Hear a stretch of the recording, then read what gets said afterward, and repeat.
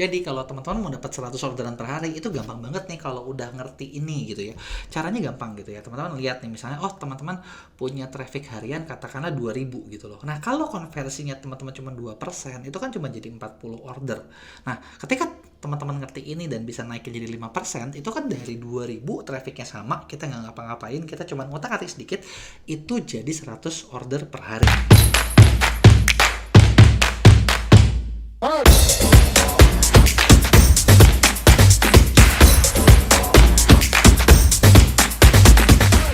Halo sobatnya, nah di video ini kita bakal bahas banyak tentang gimana sih caranya ningkatin konversi gitu ya. Nah, kalau sebelumnya kita udah bahas nih gimana caranya ningkatin traffic gitu ya atau pengunjung gitu ya. Tapi kan pengunjung banyak kalau konversinya dikit ya, jadi duitnya juga dikit. Maka dari itu nggak lengkap kalau nggak kita lengkapin. Nah, di sini kita lengkapin tentang gimana caranya supaya konversi pengunjung yang udah banyak ini teman-teman bisa dirubah jadi orderan gitu ya. Nah, sebelum kita mulai, kalau teman-teman mungkin udah lihat video ini dan belum subscribe ke channel YouTube-nya, boleh subscribe juga dan aktifin loncengnya supaya teman-teman gak ketinggalan info yang menarik. Kita langsung aja ke materi utamanya tentang gimana caranya naikin konversi. Nah, sebelum kita bahas cara naikin konversi, tentu aja nih kita harus tahu dulu konversinya berapa gitu ya. Kita harus bisa ngelihat tingkat konversinya berapa gitu ya. Sebenarnya cara ngelihat konversi itu gampang banget sih. Teman-teman di menu data bisnis gitu ya. Teman-teman ini paling enak dilihat per produk gitu ya. Balik lagi ya, saya sebelumnya udah bahas tentang kita kategoriin. Setelah kita kategoriin, kita lihat nih produk-produk tersebut gitu ya. Jadi kan teman-teman enak gitu loh buat kerjanya gitu ya. Nah, di sini yang kita perlu kalau mau naikin konversi, teman-teman tentu saja kita bakal bahas tentang, kita lihat dulu nih produk-produk yang pengunjungnya udah banyak, trafficnya udah banyak, atau yang bersinar. Nah, di sini yang kita harus utak-atik gitu ya. Teman-teman lihat dulu di data bisnis saya, terus teman-teman bagian halaman produk, terus lihat nah tingkat konversinya berapa gitu ya. Buat produk-produk yang konversinya mungkin di bawah 2%, nah inilah tempat teman-teman bermain gitu ya. Teman-teman mainin biar naik ke 2% ke atas gitu ya. Malah sebenarnya kita pernah ada klien yang kita handle sampai konversinya bisa 8-9% gitu. Jadi tingkat konversi ini sebenarnya bisa tinggi banget gitu, tergantung dari produknya teman-teman gitu ya, tergantung dari offeringnya teman-teman gitu ya. Nah, yang pasti gini, nggak semua produk kan punya tingkat konversi yang kecil gitu ya. Kita lihat per produk, nah terus yang kecil, nah itu yang kita benahin gitu ya. Nah, sebelum kita benahin, nah kita harus tahu dulu nih teman-teman nih, apa aja sih yang bikin tingkat konversinya mungkin nggak terlalu bagus atau kurang bagus gitu ya. Yang pertama, biasanya yang paling utama adalah harga produk kurang bersaing. Kurang bersaing ini tuh bukan berarti harus termurah, enggak juga.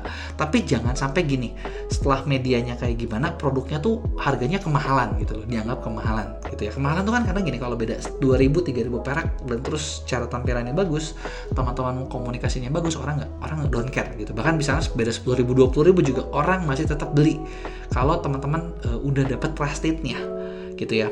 Nah, tapi yang jadi masalah adalah kalau produk yang nggak trusted, tampilannya jelek, harganya mahal, udah pasti nggak ada yang beli gitu. Jadi yang pertama ya harga produknya kurang bersaing, kedua tampilan toko dan produk kurang menarik gitu ya. Jadi ini juga yang jadi masalah nih, harga, tampilan gitu ya. Seperti yang pernah saya bahas gitu ya, waktu kelas MEA awal-awal itu ada teman-teman yang cerita gitu kalau mereka tuh nggak laku, dianggapnya perang harga, padahal ya tampilannya nggak matching gitu sama harga produknya gitu loh. Jadi harga produknya premium tapi ditampilkan nggak premium gitu ya. Nah, itu adalah yang kedua. Yang ketiga, promonya nggak menarik gitu ya. Jadi nggak ada promo sama sekali, nggak ada fitur-fitur shopping nggak dimanfaatin sama sekali. Dan yang terakhir adalah performa chatnya jelek gitu ya. Jadi performa chatnya jelek gitu loh, di chat lambat balesnya gitu. Bahkan udah di chat gitu ya, bales sih gitu, tapi cara balesnya juga nggak ngerti gitu, cara jualan gitu. Jadi cuman kayak ketika orang nanya ready kak, udah gitu loh ya. Terus orangnya ngapain gitu, kenapa nggak disuruh aja langsung beli, butuhnya apa aja gitu, kenapa nggak di service seperti itu gitu. Itu adalah beberapa hal yang simple gitu tapi bisa naikin penjualan gitu ya.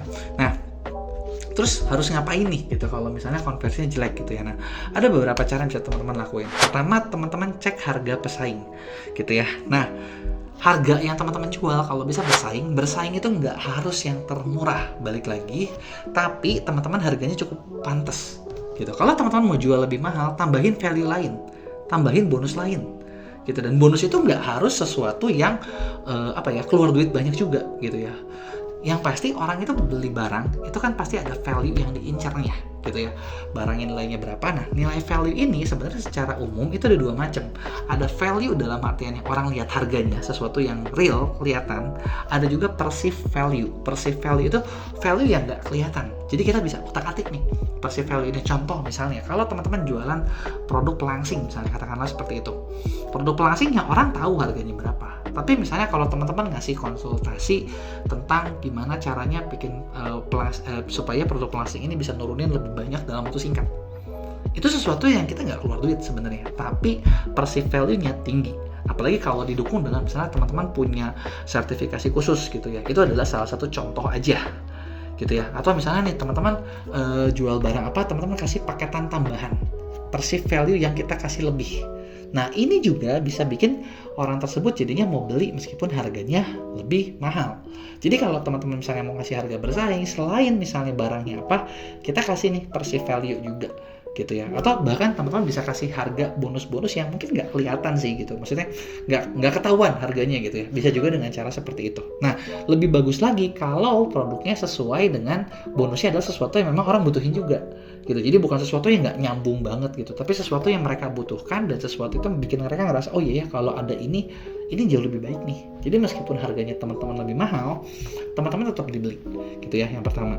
Nah, terus yang kedua adalah teman-teman punya dekorasi toko yang bagus gitu ya. Teman-teman di Shopee itu ketika dicek gitu ya, di video kelas Shopee juga saya bahas tentang dekorasi, gimana caranya bikin yang bagus, gimana caranya supaya tampilannya enak gitu ya, gimana caranya supaya kayak pembeli itu ketika beli ke teman-teman bisa jauh lebih banyak gitu ya. Karena gini, setelah orang klik produknya teman-teman, biasanya orang bakal kunjungin halaman toko gitu buat lihat produk lainnya.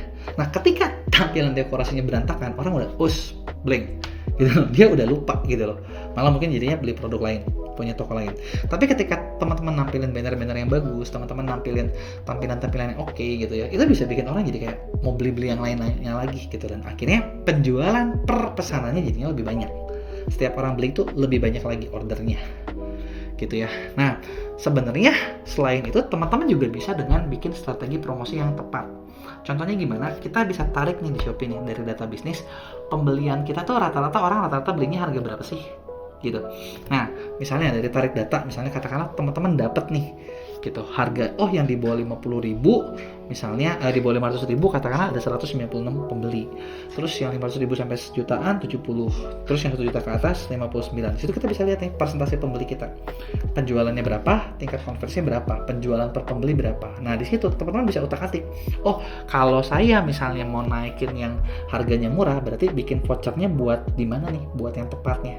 Jadi mayoritas pembeli kita di mana, disitulah kita bikin voucher gitu, supaya orang naikin rata-rata penjualannya gitu loh. Jadi misalnya kalau sebelumnya rata-rata penjualannya sekian, ketika teman-teman bikin voucher yang lebih voucher yang menarik gitu, yang deket-deket gitu, misalnya katakanlah rata-rata pembelian kita tuh 126.000 gitu, terus kita bikin kalau 126.000 kan kecil ya, kita naikin aja jadi 160.000. Buat mereka tuh kayak cuman satu barang lagi gitu, teman-teman udah punya penjualan yang lebih banyak gitu, dengan kita ngerti cara seperti itu. Jadi lebih enaknya gimana buat bikin promo ya, tentuin dulu nih, kita lihat dulu data kita selama ini tuh mayoritas orang belinya berapa sih gitu. Nah, terus kemudian teman-teman juga bisa ikutan di program gratis ongkir ekstra atau cashback ekstra gitu ya, karena dengan kayak gitu ya, teman-teman bakal dapat tambahan orang yang belanja gitu ya. Kan orang Shopee kalau belanja tuh pengen dapat free ongkir gitu ya. Nah, kalau di situ mereka nggak dapat, merasa kayak rugi gitu loh. Jadi ya manfaatin aja, mainin aja gitu.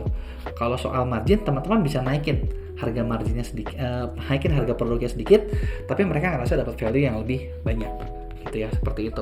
Nah, kemudian kita juga bisa nyekatin konversi dengan lebih respon ketika chat gitu ya, karena di data bisnis saya bagian chat, teman-teman bisa lihat nih rata-rata per chatnya tuh berapa sih gitu. Nah, yang ideal tentu saja adalah kalau rata-rata chatnya di bawah 5 menit gitu, karena orang juga kan kelamaan nunggu males ya, bisa jadi udah ngechat ke toko-toko lain gitu ya. Saya sendiri kalau misalnya beli gitu ya, itu biasanya sekali ngechat itu karena kita males nungguin satu orang, kita mungkin bisa ngechat beberapa orang sekaligus.